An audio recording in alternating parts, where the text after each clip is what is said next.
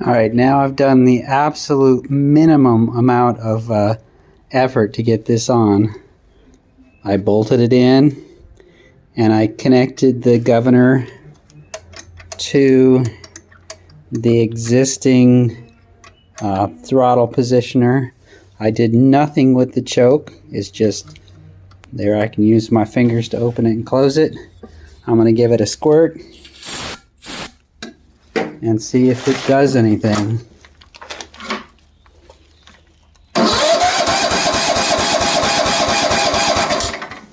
Nothing.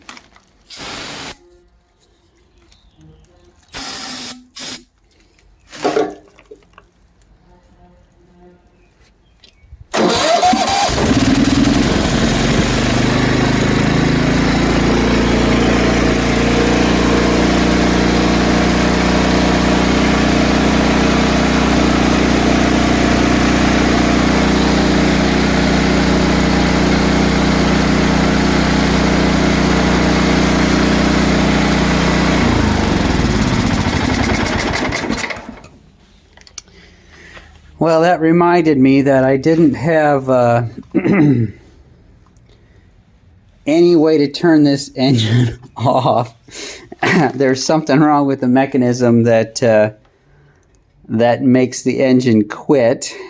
But as far as running is concerned, a couple squirts of starting fluid, and bam, she fires up.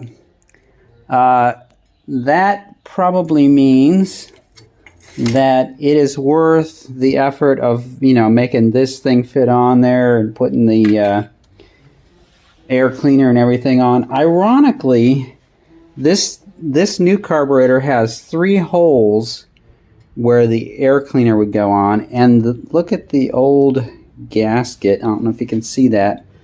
You see those 3 dimples? 3 impressions from the old gasket that went between the carburetor and the housing for the air cleaner. Those were little depressions on the old carburetor. Boy, I wonder if they're in the same position as the screws will need to be for that new one. So I'll need to position that and potentially drill out right into those holes where the impressions are for the carburetor, and then I'll be able to bolt it right back up. But holy criminy, that was surprising. I mean, maybe it shouldn't be, but it has. This is it has never run this good. I'm going to go run it around the yard a bit and see, just to repeat the process. I don't know, that's incredible. And I think I'm just going to leave the old finger-operated choke for now. And I mean, I didn't even choke it. I put some, just to get it primed up, I put some starting fluid in there. But bam, away you go. Just a matter of finding it, I guess. Only 8 months and 2 hours. Well, not even that, man. I probably put this thing on in like half an hour. Just getting the old carburetor off, putting new carburetor on, and away she goes. I'm going to go have some fun with it. Thanks. Like and subscribe. I'll put the part number in the description. I saw 2 used carburetors on the internet. One for like $175 and one for like $185 or something. And then that new one, there's a couple new ones. One was about $300, the other one's like $550. This thing, $32. Put it on. Now I'm gonna have to, deal with some adapters, but I didn't drill any holes in it. I just put that existing connecting rod to the governor. I put it in the hole that it came with. Now I didn't use this goofy throttle linkage or any of that fancy stuff. All right, this stuff. I didn't use any of that pile of garbage. I should probably save that. I didn't even put a new gasket on it. I just put it on there. And there you go. Wow. Have a great day, guys. Okay, after 8 months of looking, I finally got a carburetor. Boy, you can't even see that thing. To replace the one on this old Sears tractor. So it's got the Tecumseh engine and the Walboro LM1A carburetor, which is not available anywhere for any price. Although recently, after about 8 months of looking, I did find one that I think is compatible for just $565, which seemed like a lot. So I also searched around and found this cheap Chinese carburetor that everybody kept telling me, yeah, I get the cheap Chinese one. And so I got it to replace it.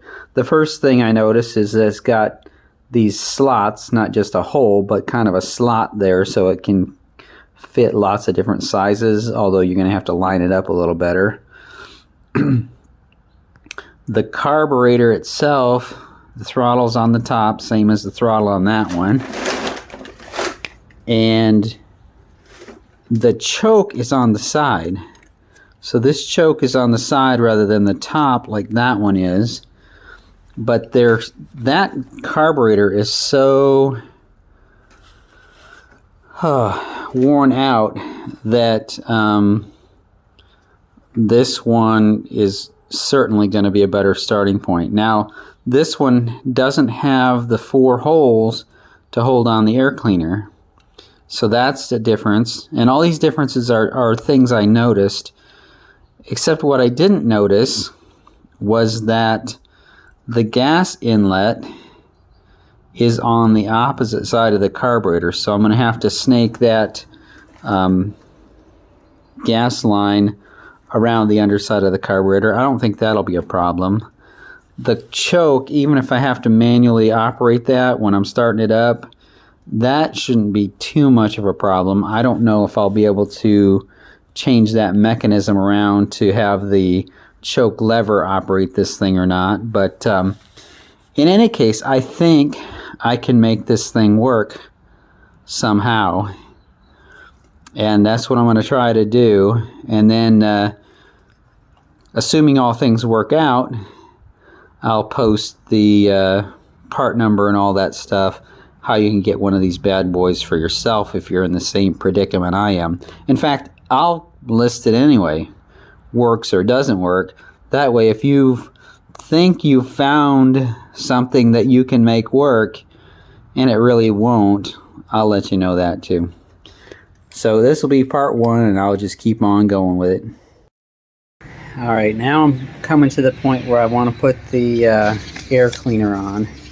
And what I did was I cut out a piece of paper, and then I fit it to the end of the carburetor,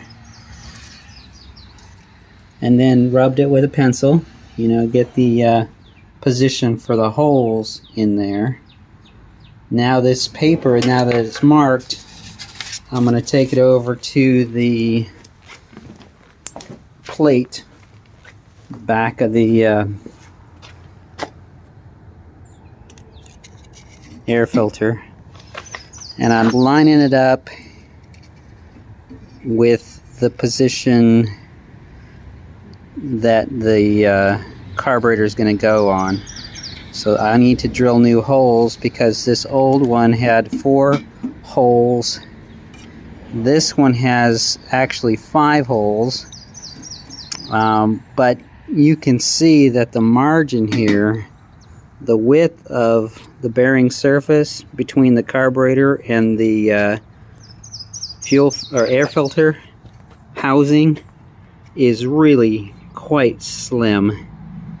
And it also, I put it on there, lined it up the best I could, and then marked the center of that hole with a punch. I hit it with a hammer, and that transferred a mark onto the housing, which is right there, very close to the edge of that opening. And it just so turns out that this opening of the carburetor is a little smaller than the old opening of the old carburetor. So ever so slightly, we've got very, very close margins. So I may have to make a new piece for this, and that's what I'm trying to decide right now, whether I should just get another piece of metal and just cut another one of these out, put the carburetor opening on it, and then drill it to that opening, and then the smaller opening won't have such tight tolerances for the holes. Now it'll still be pretty small, but it won't be like impossibly small. I think I might consider that. Let me do some puzzling on that. Well, it's all together. It's running. It idles well. I did make a replacement piece for this. I didn't need to fabricate this, because that's where the choke cable hooks in, and now I only have a manual choke. It's not hooked up to the lever right now. Let's turn this off. But this manual choke, I mean, you just come and you flip it to start it, and then I just put it down, and that's it. So it's not really, I mean, I'm not using the choke while operating the thing much. Of course, it's summer now. Who knows what's going to happen in the wintertime, but we'll cross that bridge when it comes to it. I may be able to put like a bracket somewhere in there to operate that choke, but I'm not going to worry about that. Got some fitment issues to get this trimmed up a little bit, but it's all together. It's working. It runs great, better than it's ever run in my experience with it. So that's going to be a wrap. Like and subscribe. Thank you.